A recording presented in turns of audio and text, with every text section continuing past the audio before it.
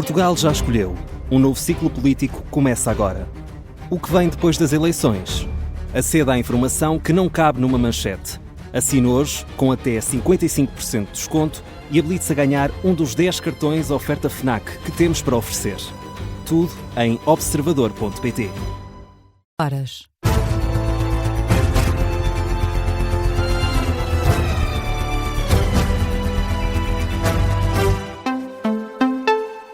As notícias com João Lourenço. Muito boa noite. Uma intervenção de várias semanas e apenas quando o caudal do rio descer. É assim que o Ministro das Infraestruturas descreve a resolução para reparar o troço da autoestrada A1 que desabou depois do rompimento do dique dos Casais, em Coimbra. Em visita à cidade conibricense, e já durante esta madrugada, Miguel Pinto Luz indica que a violência das águas não permite operações de fundo. Enquanto as águas não descerem, não se pode fazer a intervenção de fundo.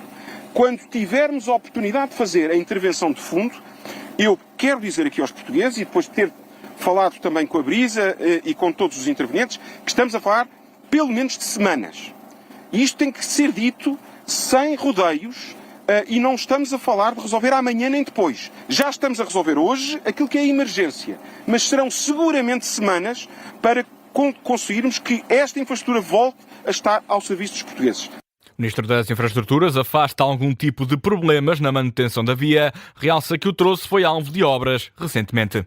Que viaduto é que estamos a falar? Estamos a falar de um viaduto com 250 metros, um viaduto que faz parte de um conjunto de 3 viadutos que teve intervenções nos últimos anos, nomeadamente a intervenção neste viaduto foi iniciada em setembro de 23, concluída em setembro de 24 e teve a última inspeção em setembro de 25, portanto há 3, 4 meses atrás.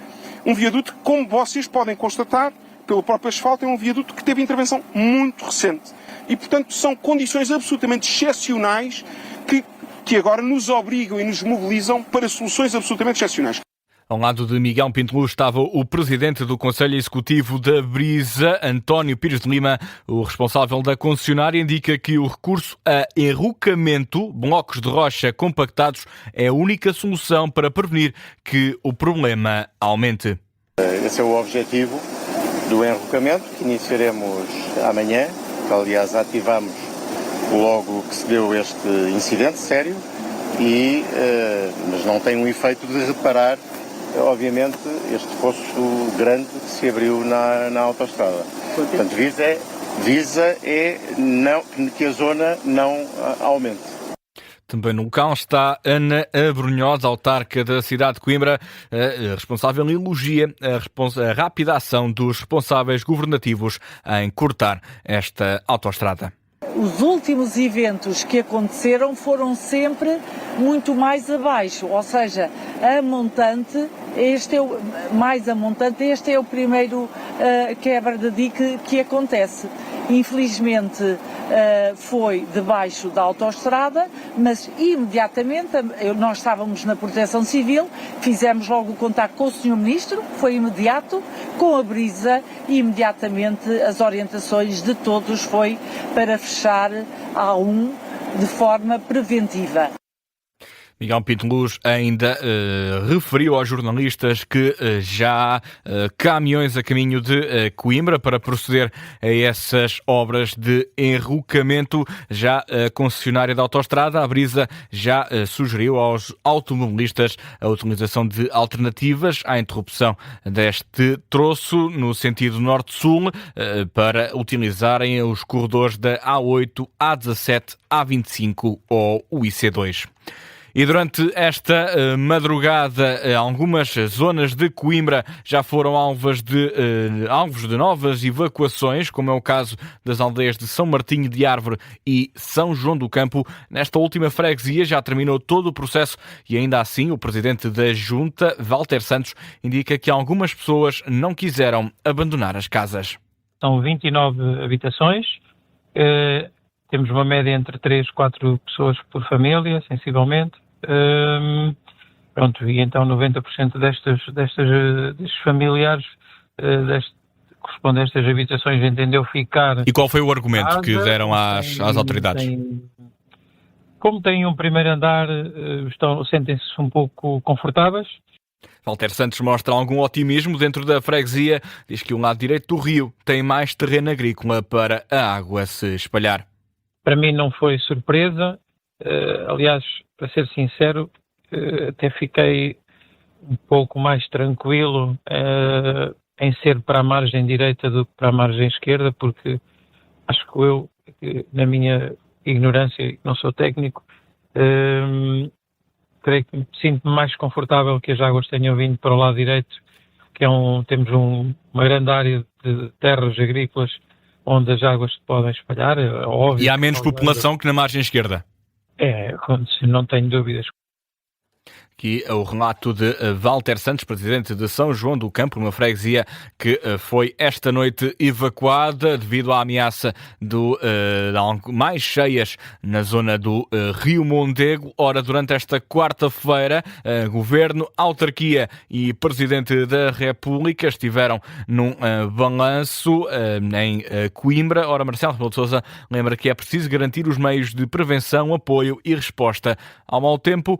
O chefe de Estado admite o desgaste de várias semanas atípicas. Vale a pena olhar para os dias próximos com a mesma confiança, com a mesma tranquilidade, com a mesma serenidade, com a mesma maturidade cívica dos portugueses ao longo destas semanas. É muito tempo, é muito desgastante, mas até agora se viu que é vencível. E vencer significa lidar com a natureza, encontrando todos os meios para dar resposta. Apoios, prevenções e comportamento das pessoas. Nunca desanimar.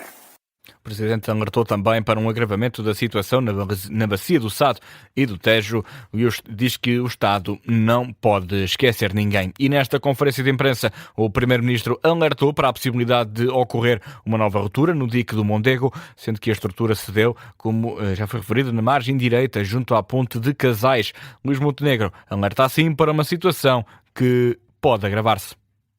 Não quero deixar de alertar para a possibilidade de outras rupturas poderem vir a acontecer nas próximas horas.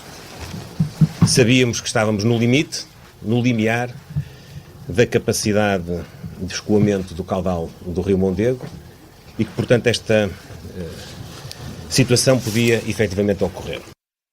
O Primeiro-Ministro pede que as pessoas sigam as recomendações das autoridades. Alerta também que o alívio da chuva previsto para esta quinta-feira não significa relaxar nas medidas de segurança. E na Baixa de Alcácer do Sal voltaram as inundações e durante a madrugada atingiu-se o pico da maré. A Proteção Civil prevê, no entanto, que o caudal do Rio Ressado diminua já durante esta madrugada. É o que explica Tiago Bugio, comandante da Proteção Civil do Alentejo Litoral. Atingindo o pico da maré agora à meia-noite, portanto teremos uma diminuição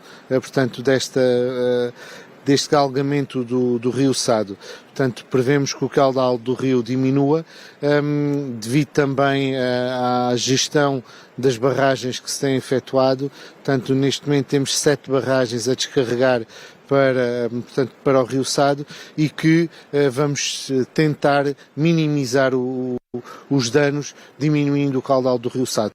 O volume das barragens aumentou e houve uma inundação junto à margem do rio, é o que explica o comandante da Proteção Civil do Alentejo Litoral. Em declarações à CNN Portugal, Tiago Gil aconselha ainda que a população se mantenha em alerta.